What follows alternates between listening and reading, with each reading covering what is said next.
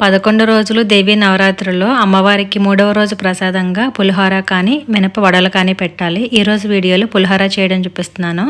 ఒక గిన్నెలోకి చూపిస్తున్నంత చింతపండు తీసుకొని వేడి నీళ్ళు వేసి నానబెట్టుకోవాలి. తర్వాత వేరే బౌల్లోకి 1 టీ స్పూన్ ఆవాలు, 2 ఇంచుల అల్లాన్ని తీసుకుని కొద్దిగా వాటర్ వేసి మెత్తగా గ్రైండ్ చేసుకుని 1 టేబుల్ స్పూన్ ఆయిల్ వేసి కలిపి పక్కన పెట్టేసుకోండి.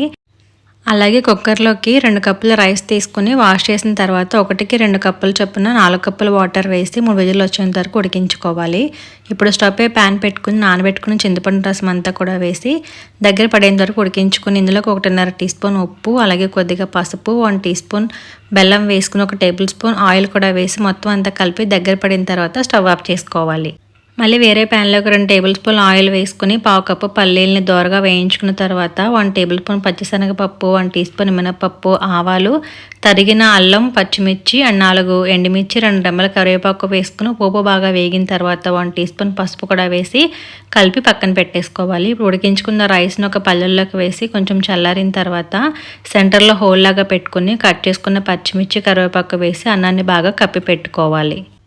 5 నిమిషాల తర్వాత కరివేపాకు తీసేసుకొని ఆవాలు, అల్లం ముద్ద, ఉడకబెట్టుకున్న చింతపండు గుజ్జు మొత్తం వేసేసి రైస్లో బాగా కలిసేలాగా మొత్తం అంతా మిక్స్ చేసేసుకోవాలి. అలాగే మనం పోపు కూడా పక్కన పెట్టుకున్నాం కాబట్టి వేయించుకొని ఆ పోపు కూడా వేసుకుని ఒకసారి అంతా కూడా రైస్లో బాగా కలిసేలాగా కలుపుకుంటే మనకి చింతపండు పులిహోర రెడీ అయిపోతుంది. ఆపిన్ పెట్టాం కాబట్టి చాలా బాగుంటుందండి. అండ్ అన్నపూర్ణదేవికి ఇష్టమైన పులిహోర ప్రసాదం రెడీ అయిపోయింది. మీరు ట్రై చేసి రీల్ నచ్చితే లైక్ అండ్ ఫాలో చేయండి.